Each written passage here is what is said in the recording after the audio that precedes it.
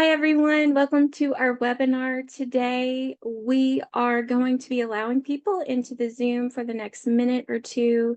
So if you'll just be patient with us for that, take the opportunity, grab your cup of water or your lunch, and we will start in just a moment.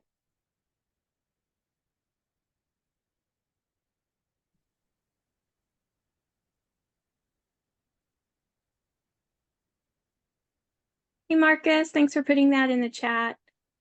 For those of you who are just joining us, welcome. Please put your name, where you're joining from, in the chat. And if you are a Harding colleague or a Harding graduate student, I will need your your department or your program so that I can help you get that credit that you'll want. Hey, Melody, it's good to see you.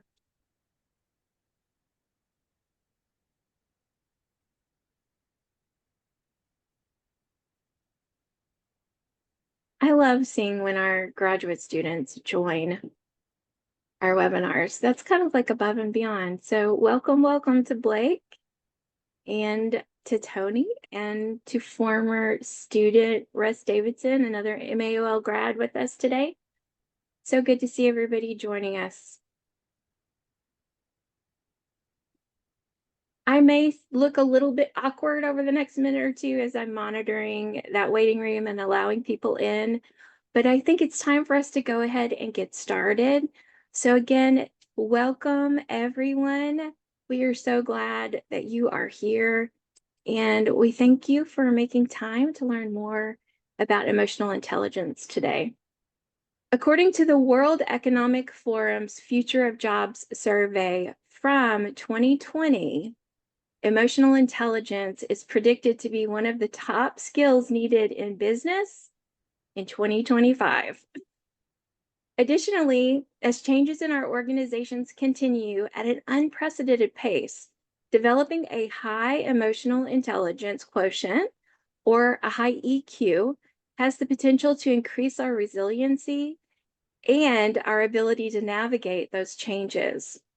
I think we've all worked with someone who was genuinely a good person, had a great work ethic, but maybe he or she was known for being a little too demanding, possibly impatient, judgmental, perhaps even easily offended.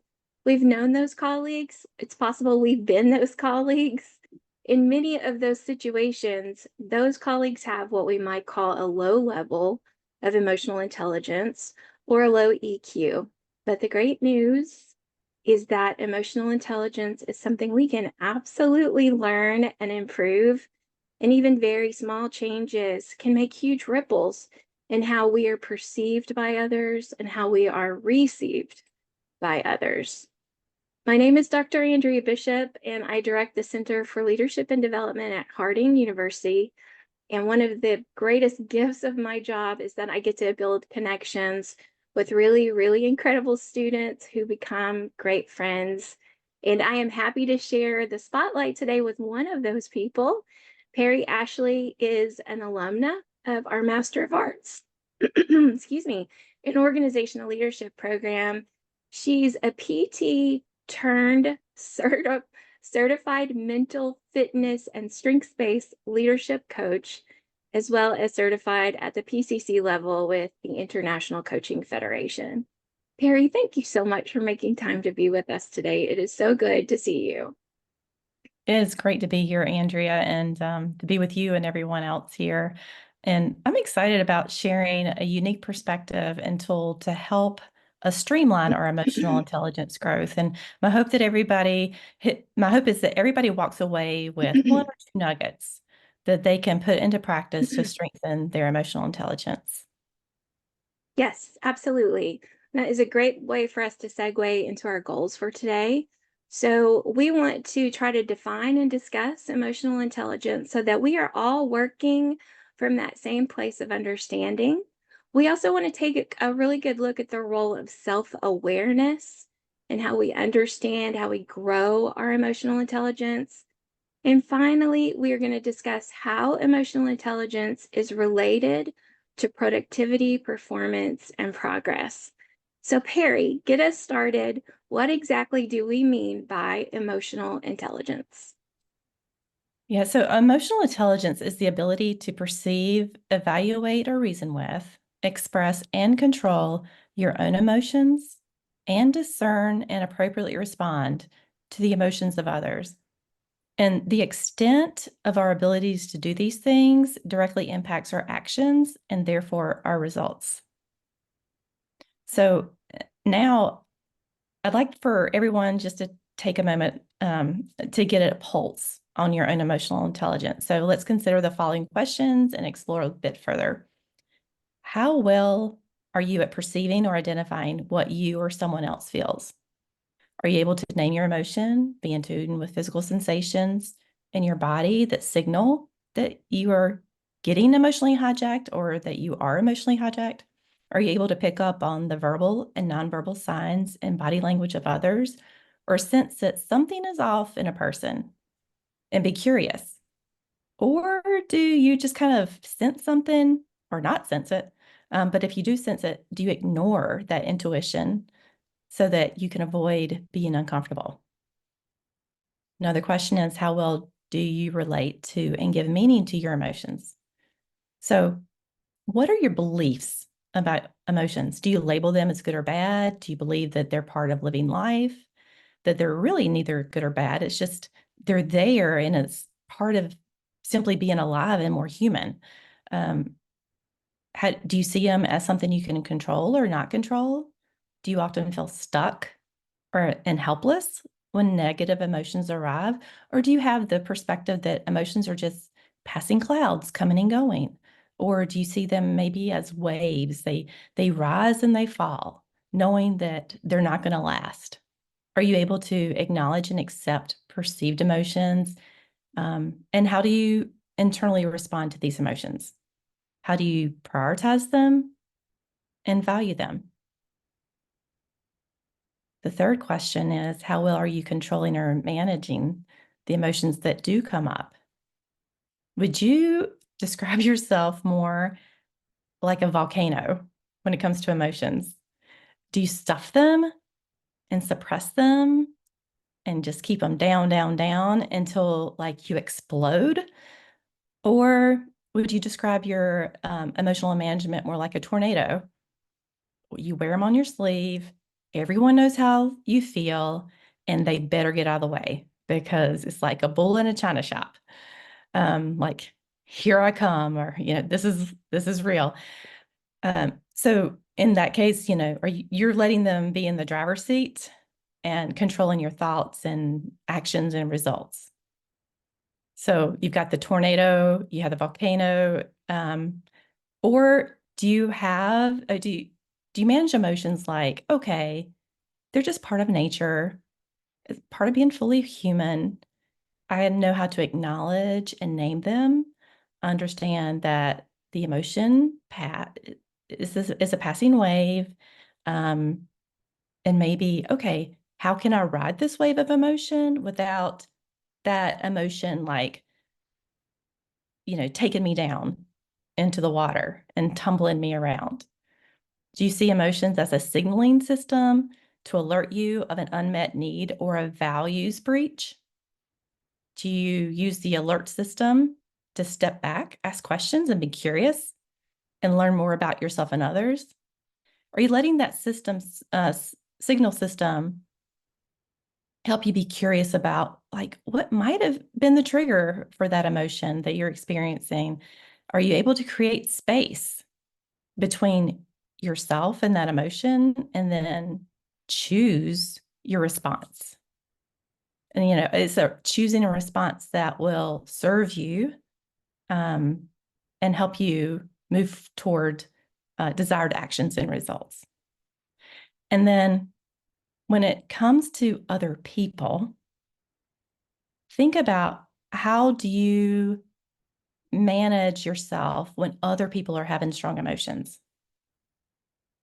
Do you tend to minimize their emotions?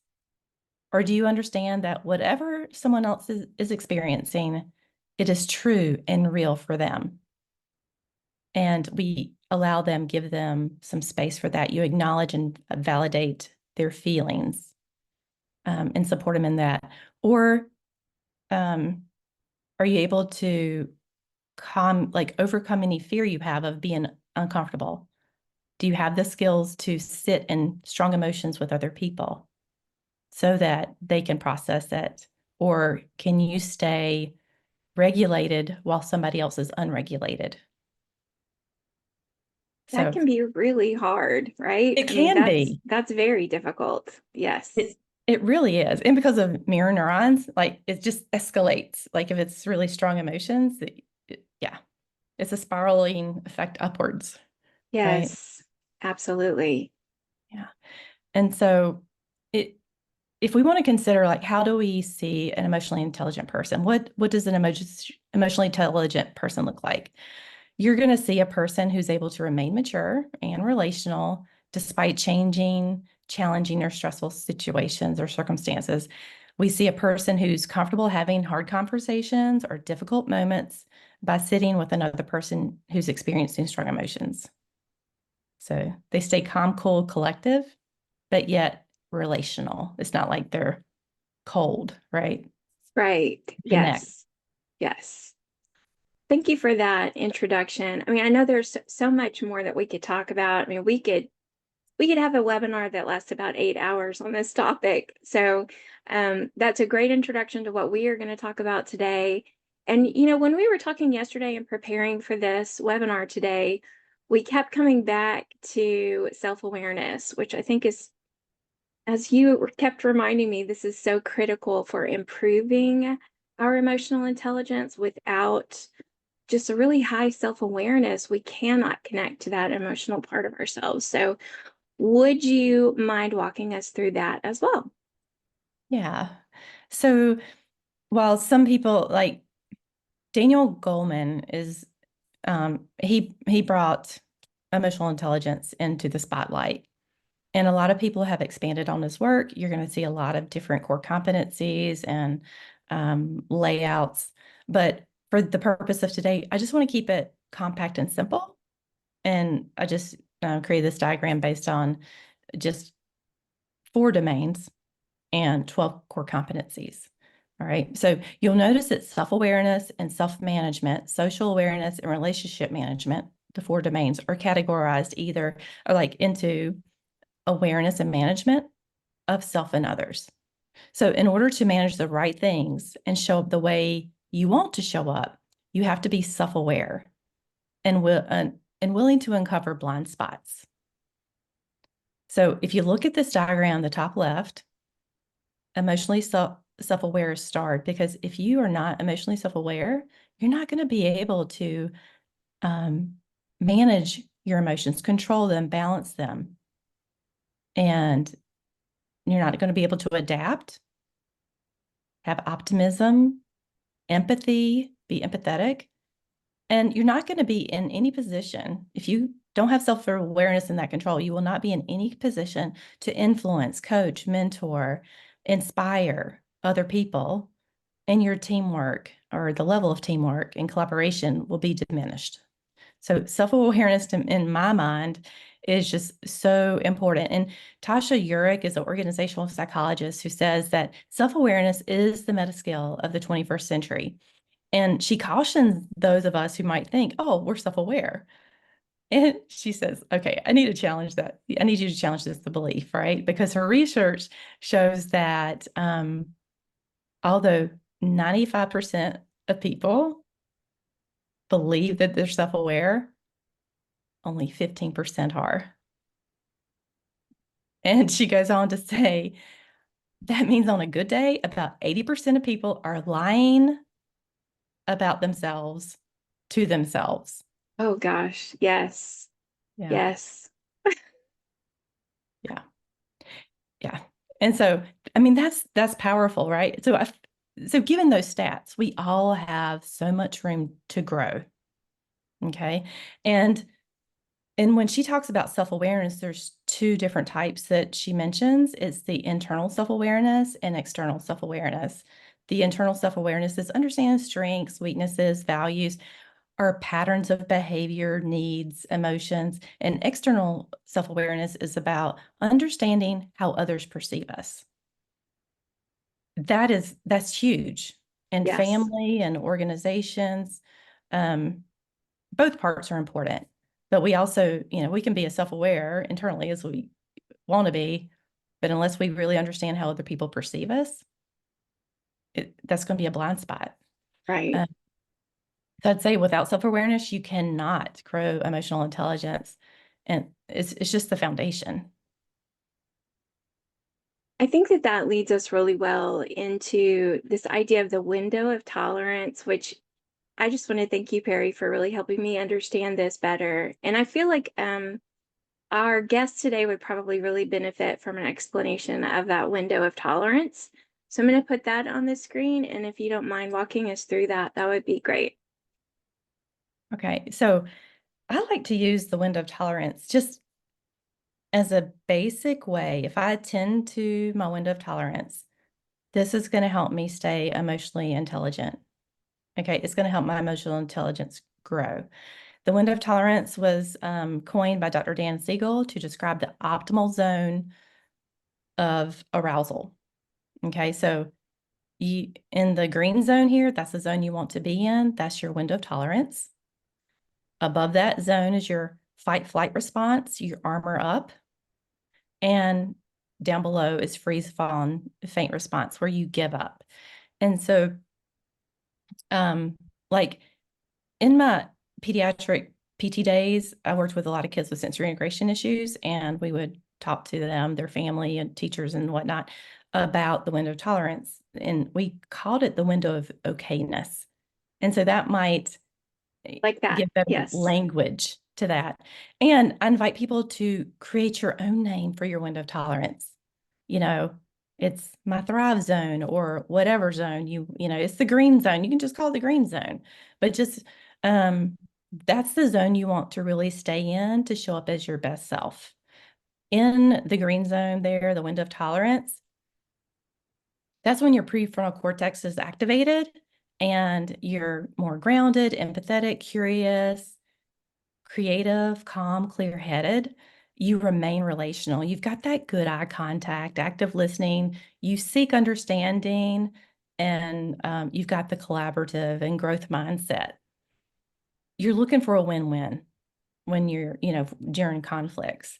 When you're outside that window, it's like you're in survival mode. There's no win-win. It's, I gotta win, right? Right. It's all about self-preservation.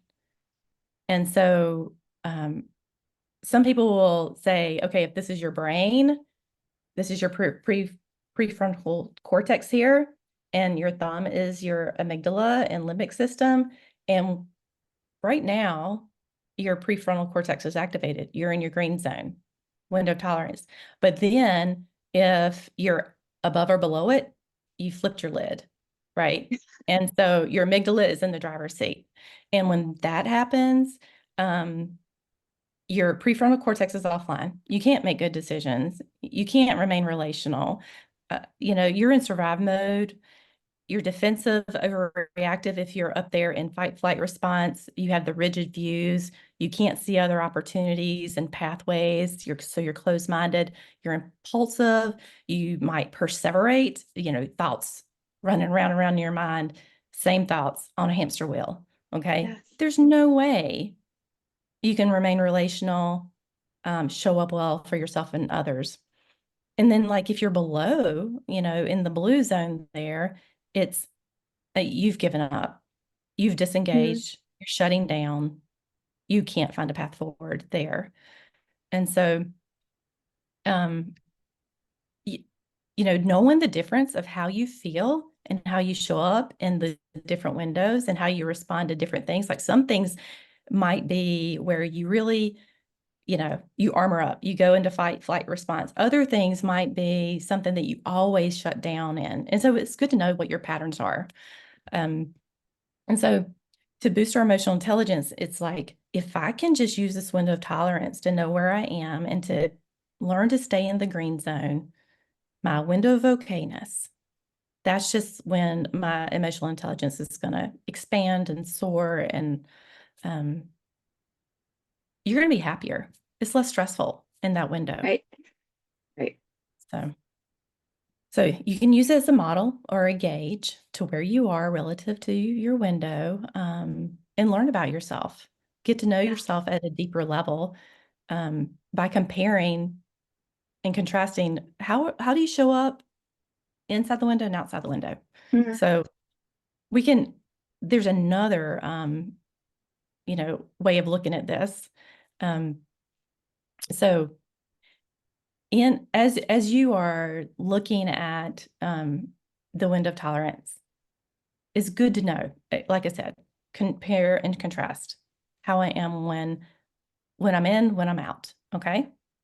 So think about a time when you were emotionally hijacked. Okay.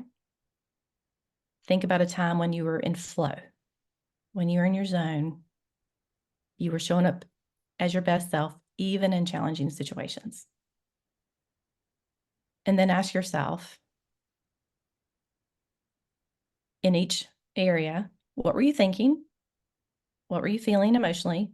That's like naming your emotions. And the wheel of emotions, you can get that online, is great because it takes the main emotions and expands to little nuanced emotions so you can really pinpoint what the emotion really is.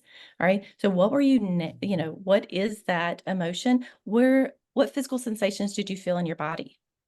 Knowing your body and knowing what's going on in your body, the tightness in your chest or shoulders or the knot in your stomach or whatever it shows up for you, that's huge. How are you acting? What were your habits? What were your motivators? How well did you connect with others? All right. And then next, you want to notice when you were drifting toward the edge or being thrown out of the window. So if being in the window tolerance is like you're on a smooth highway, what what's the rumble strip, signs? What is it, when you veer off to the on the rumble strips, what's that indicating to you about what is pushing you out of your window or what's going on that puts you in on that rumble strip? Hmm. And then other or what factors completely blindside you and just totally knock you off the road. So understanding that about yourself is very helpful. What are the factors at play? Are you tired? Are you hungry, sleepy? Like, what are your triggers? Is it certain people? And is it the person, or is it that person reminds you of somebody else who's triggered you in the past? Is it the topic? Um, what other stressors might be at play that are not particularly associated with this particular stressor? Something playing in the background in your head, like maybe it's the time of year that's more stressful, or others, or you're worried about something else, and it's just playing in the back of your mind, so you're a lot more closer to being bumped out of the window. Think about your needs. What's being met, unmet, right? So it's helpful to explore these questions, and usually after you've gotten back in to, like, you've been knocked out, you're back in, and then explore, what was going on there? And it's also like, what helps me stay in? What are the factors that help keep me in my window? Do you know, the best way of getting back in the window? Do you know those tools? It could be self-care. Oh, I do need to eat before certain meetings, or practice mindfulness or practicing presence using sensations or doing breath work. It could be I need to do some push-ups. Like if I'm kind of below my window, I need Mhm. to do what we call heavy work, like push-ups or squats or jumping jacks or something to get us, like revved up a bit to be in our window. Um, do I need to change the environment? The time of day I meet with certain people. Like for Yeah, me, coaching in the late afternoon, probably not the best decision. That's not where I'm my best self, right? And so, what do you need, right, to get you, what helps you stay in the window and get you back in the window? that's good. So, yeah. And here I wanted to share just a different way of looking at the window where you see, okay, you can go up and down within the window and that's fine. Um, and and I wanted to share too that Daniel Goleman says that EQ defines our capacity for relationship. And I want to highlight our relational circuitry is on when we are in our window of tolerance. They're off when we're out of our window. Okay. So the quality of relationships we know brings out the best in people. The deeper, the more connected we are with people, the better, teamwork both people show up better. Mm. And like in the medical world, relationships and connection impact is one piece of the therapeutic alliance. All right. And there's been really some cool studies about that. It is so super important to have that trust and relationship. And relationships can create a ripple effect. You're modeling healthy, good relationships with other people, and it will impact the bottom line. Relationships, however you are, and how much people stay in the window of tolerance will impact the bottom line, whether for the good, positively or negatively. So this window tolerance gives us just a visual model to pinpoint where we are. Okay. And I just want to let you, like, you can screenshot this or whatever, but think about where you are relative to the window the next time that you're hijacked or before you go into your meeting. That's really good. And this is also really good news, I think. Yeah. So great. Yes. The window of tolerance is not set in stone. Okay. You can expand it through practice and acknowledging in hard seasons of life, your window might be smaller, and that's okay.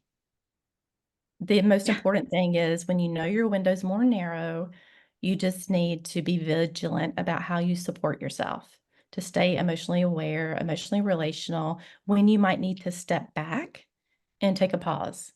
Mm. What do you need to support yourself through that season? And so I'm going to share an example, and it's kind of like I'm being vulnerable here because, you know, but it is life. It is what it is. Yes. Right. So at my last, I had a primary care appointment back in the winter, and Okay. my provider mentioned she would like for me to have an HIV test at my next annual labs, right before my physical. And I told her, oh, that's not necessary. I've given plasma in the last year. It's going to be negative. I'm not worried about it. Right. A few months later, before the labs, I inquired about it again. I'm like, no, tell me again why you think I need this. And being a healthcare worker, maybe in the past something might have happened. I didn't have any particular incident, but maybe you just never know. So, like, really, should I do this? And I'm like, wait, and I want to know why, right? So this is like, you know, they're suggesting that this is a normal part of your, physical at some point or another. And although I understood that, I didn't agree with it because I'm still like, okay, I just gave plasma last Yeah. year. I still gives plasma. They would have told us if either of us were Mhm. positive, right? So um, that was very like it it it kind of hijacked me because I went in for labs. It was still ordered. I declined it. And I'm not a person that kind of like pushes back a lot, but I'm like, this is stupid. It's a waste of money. I was really getting hijacked about it and being judgmental, right? Like, what's behind this? Is there a kickback? Is it what's going on here? So I started the day of so then I had my physical, right? After you do your lab work in another day or two, you have physical started that day fairly well until I started thinking about my physical. And then I'm like, hmm. I was just like getting hijacked, just thinking about it. And then I would come back down and I'd be fine. And then by the time I walked into the clinic, I was fairly okay. But by the time I got to the room, I was hijacked again. And what do? They give you a questionnaire. And I'm like, well, this questionnaire is so stupid, blah, blah, blah, blah. I mean, like, normally that questionnaire probably wouldn't bother me as so much. And Right. Yeah. like outside the window and then way outside the window, right? Right. Yeah. And so I just like it was not good. I felt like I was going to be judged by going against doctors, lab orders. Right. So I was frustrated. I was very frustrated. Um, but I finally caught myself like, Perry, you are you're allowing this to hijack you. And when you're outside your window, it's no service to anybody. Right. And so I just took time, stepped back, named my emotions, but noticed the physical sensations in my body, noticed the triggers, just this is a little quick process, distance myself from my thoughts and from Right. my emotions, got perspective, did some breath work, some matter work, and then I was okay. And I refocused on what was most important to me, Right. uh, how I wanted to show up to be a positive impact on other people. And and then I turned my attention to like what is right, what is beautiful and praiseworthy. Mm. These people they're the messengers. They're not, you know, it's not them. And I needed to like, okay, what is good and right about this whole situation? Right. And so with 3 years ago, I would probably would have stayed hijacked all day long and told everybody about it, right? And complained about it. And the next day, maybe even been hijacked. But because I'd done this work, I was able to come back to the window, get regulated again, and then move forward without That's spending a bunch of emotional and mental energy. right. Yeah. Yeah, and I mean, I can absolutely picture myself doing that in a million different situations, Hmm. whether it's a doctor's visit or it's a meeting that you're going into or um, dealing with students in the role that I have. There are certain triggers for sure that I need to pay attention to and be aware of. Let's start talking about the more organizational side of this. So let's turn to emotional intelligence and the window of tolerance and productivity. Let's see if we can start to connect that way. Yeah. So today we're just going to define productivity as like efficiency, how much we get done. And so if we become more aware of our emotions and where we are relative to the window tolerance, we won't spend as much mental emotional energy, just like if I'd let those emotions continue and escalate when I got back home, I Right. probably wouldn't have been near as productive. Um, and so the more we're in tune to what we need to do, um, we can learn the tools to get back in our window sooner. We can get in tune with our body to know when we're getting to the edges, when we're getting to the rumble strips, right? And then we understand that, this is fixed. I mean, this is not fixed. I can expand my window. What do I need to do? And then it will just having that ability, it will help us to navigate challenges more successfully. So little hiccups in the road won't affect us near as much. So whenever we feel out of sorts, or we feel frustrated or worried or can't concentrate, or we get pulled down rabbit trails, we can use the model and like pinpoint where we are, name those emotions, the thoughts, physical sensations, and take the next necessary steps to get back.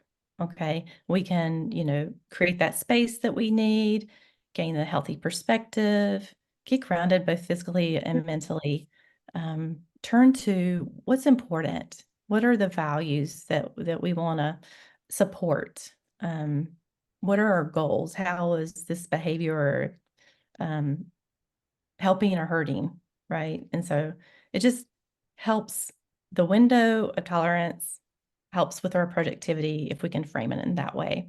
Mm. But the practice is key. Just um, and learning to take a pause, learning to reset, learning to stay in the middle. The more we like stay in the middle, not the middle of the middle, right?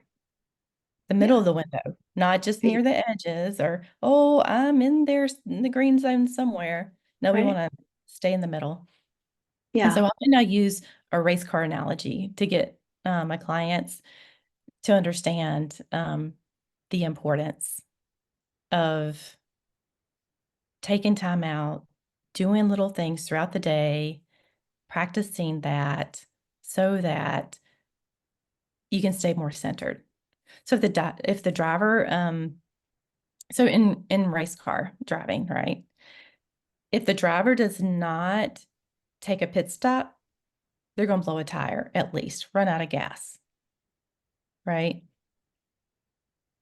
And I don't think we ever see a driver that says, I'm in a race and I have to go around this lap. I mean, take a lap so many times to go so many miles. Therefore, I'm not going to stop. I'm not going to stop because I got to get this done. Okay. We never hear them say that. They're like, we have to stop getting gas, tires, right? And so, but how often at work do we say, I don't have time for this. I don't have time to pause and reset and do what Perry's suggesting. I don't have time to stay in my window or do that work. I got to get this other stuff done. Right. Right. So it seems counterintuitive, but it's the most productive thing that we can do. Because remember, every time that you take a pause and then you practice mindfulness, I know last month you had that great, Yeah. webinar on mindfulness. You learn skills, practice mindfulness to reset, reframe, refocus. You're going to boost your creativity, prioritizing. You're going to have healthy boundaries, discernment, and you'll have better decision making for the next, Mm. couple of hours. Like it's going to just get you recharged, refocused. And that will help you build other competencies like resilience, achievement orientation, optimism, Right. so that you can get better results. And when in our window, we if we stay in our window, we can keep channeling that mental and emotional energy going towards the goal we want to achieve, keeping the important things important and not getting sidetracked, keeping human relationships important. Right. Let's go ahead and turn to performance. I'm trying to watch the clock and keep us on target here. So we want to talk about performance before we end today. And oh, Perry, I love this quote. I love Yeah. it so much. Yeah. Emotions drive people, people drive performance. Thank you for providing that quote for us. Yeah. Yeah. Um, and so really, if that's true, if we attend to emotions, we will automatically be attending to performance, That's good. right? Um, and then we can stay relational and mature in that. Mm. And so if we define performance as the execution of an action and how we show up and get things done, um, we want to, you know, realize that if we stay in our window of tolerance, which will boost our emotional intelligence, we'll be equipped to be level-headed, be consistent, predictable, and we will create psychological safety for everyone. Like, how many Mm. people have you worked with that, you have to walk around on eggshells because you don't know what you're going to get? Right. Um, EI people are not in survival mode. They thrive through diversity and emotional challenges. They're able to quickly gain perspective and adapt and pivot when facing challenges. They hold on to a positive outlook. They've got that growth mindset, stay oriented to moving forward. And I mean, and we're not going to sugarcoat things. You acknowledge reality, but you don't let yourself stay stuck there, right? EI people are empathetic and attend to others' needs, and that helps the performance of others and the organization as a whole.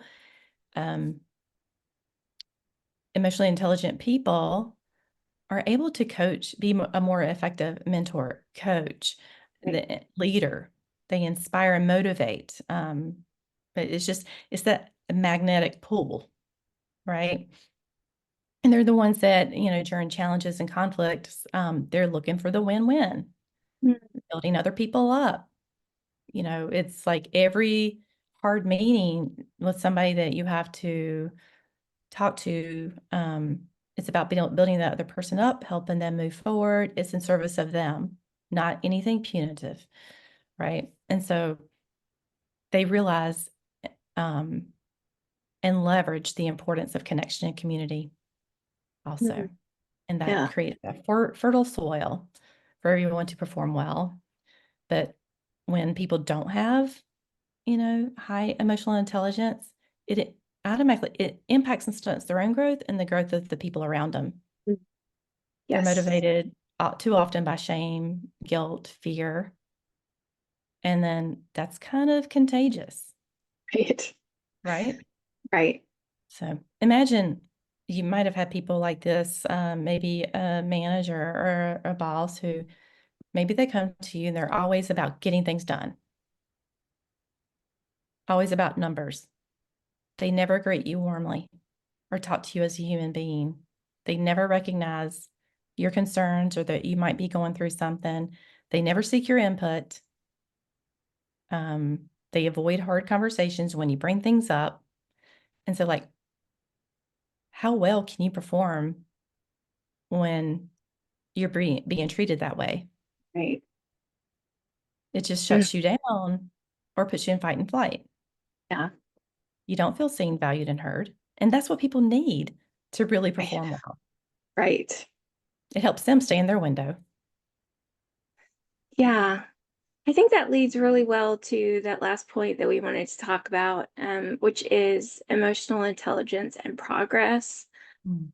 So I'll put that slide up. To meaningfully talk about this connection between emotional intelligence and progress, first we have to agree on how we're defining progress. And so for our purposes today, let's just agree that it means movement towards an improved or more developed state, or progress is improvement at the most simple terms. So, one area where we can really see EI and progress or a lack of is in terms of workplace culture. And if you know me, that's one of my big things that I'm always working on and trying to improve. So, workplace culture is definitely affected by things like communication expectations, by team building, by onboarding processes. And one of our current graduate students recently shared with me a story about the onboarding policy that he just went through. He took a new job about 3 months ago.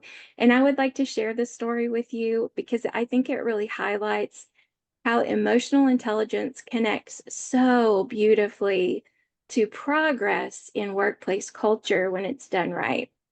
So, this specific company hires new employees in small cohorts, and those cohort members begin their week-long onboarding program all in the same day. So, nobody's showing up all by themselves on day one. And throughout that first week, the cohort is together for everything.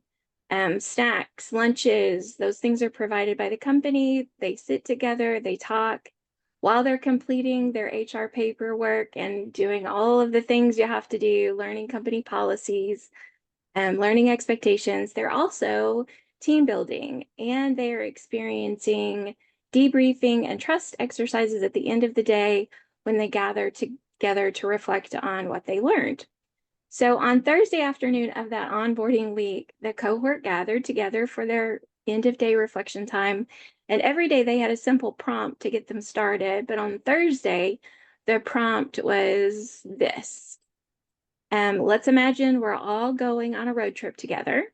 What snack would you bring on our trip and why? It's simple. It's a simple prompt, right? The group went around, they shared their snack, why they had chosen it. And for some, the answers were very simple: pretzels, because they don't melt in a hot car and they're easy to share. For others, the answers were a little bit more personal. One woman shared that she loved a big bag of M&Ms because when she was a kid, she and her sister would split the M&Ms. She would get the blue and red ones. Her sister would get the green and yellow ones. They would like toss up the brown ones. For others, there were pretty meaningful answers. One woman mentioned a specific type of Japanese candy because her grandmother would send those from Japan and her family saved those for special occasions. And then for our graduate student that shared this story, the answer was breakfast burritos from Buc-ee's. And if you are not familiar with Buc-ee's, it's a huge travel center. slash gas station slash it's like an indoor mall or something. And it's very popular in specific areas of the country. And so this student named breakfast burritos because they were a huge part of childhood memories from road trips when he was a kid. Okay, next day, final day of onboarding week, the group comes into their morning meeting and placed on everyone's assigned seat in that room is a gift bag. And inside everyone's bag is whatever snack, an entire bag full of the snack that they mentioned the day before that was their favorite, that they would choose for a journey with each other. And also with that snack was a note, a personalized note, telling each person how much they were valued and how glad the company was that they were there.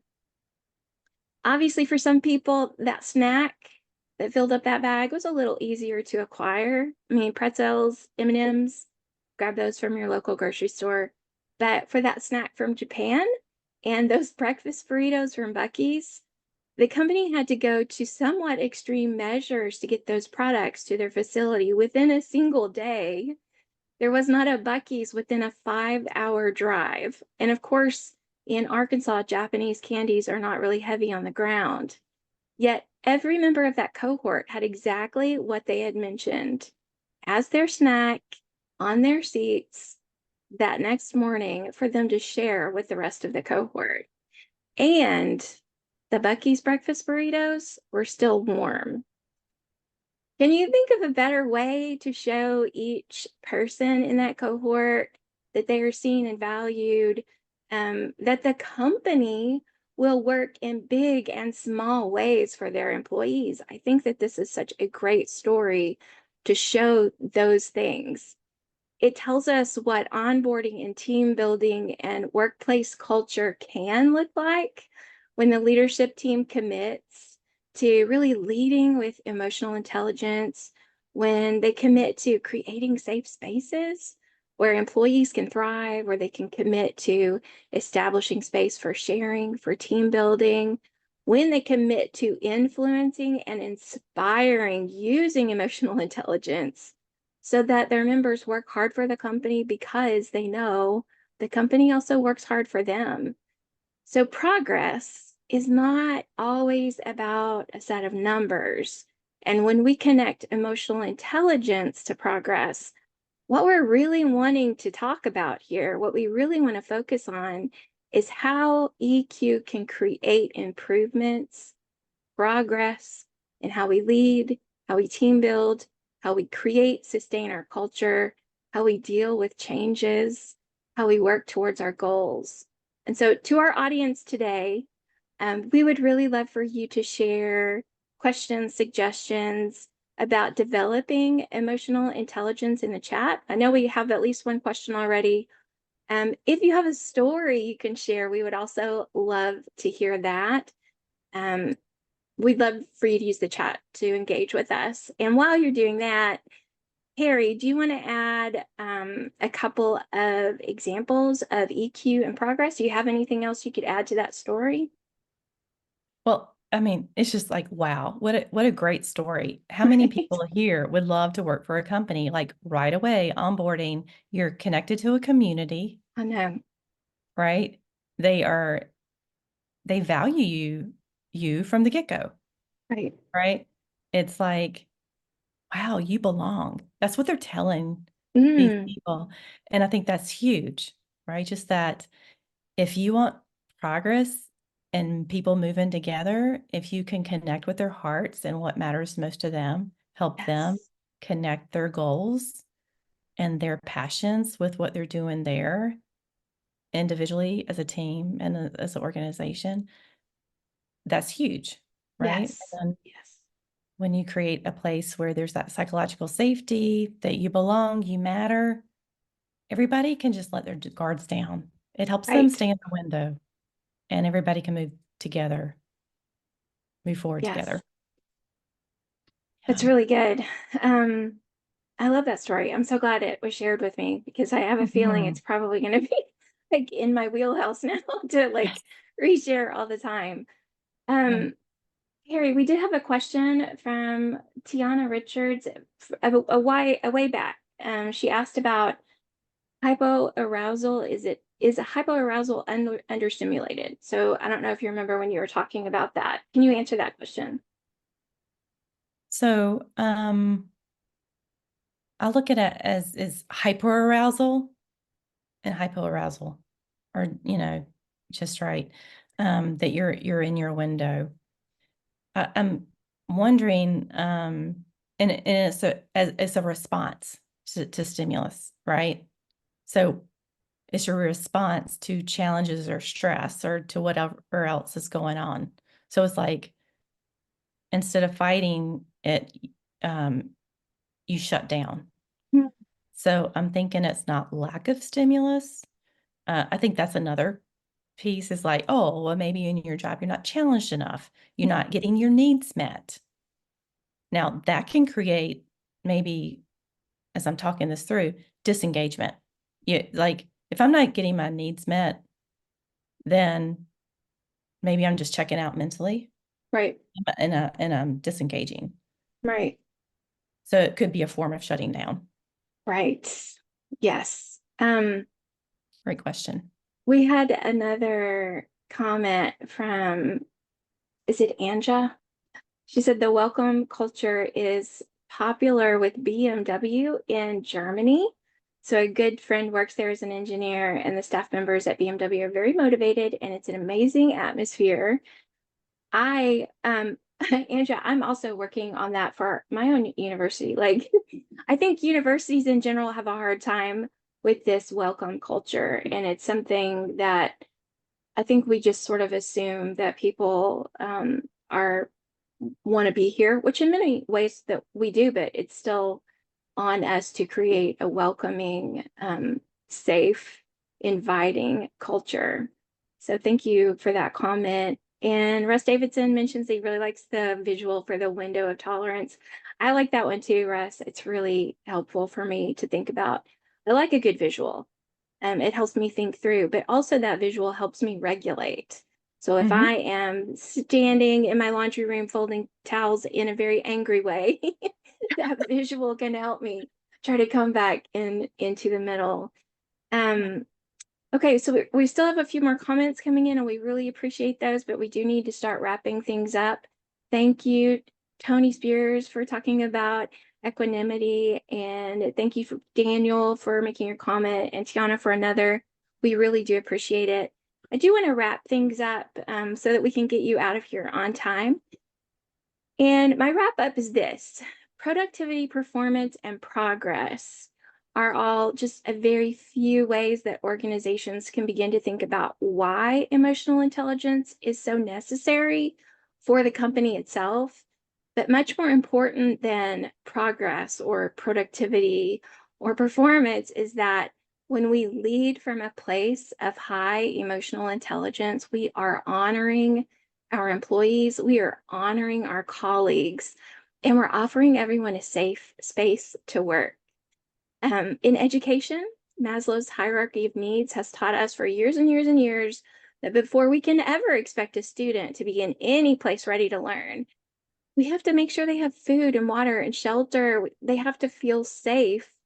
They have to feel like they're in a place where they can make safe relationships and feel like they belong.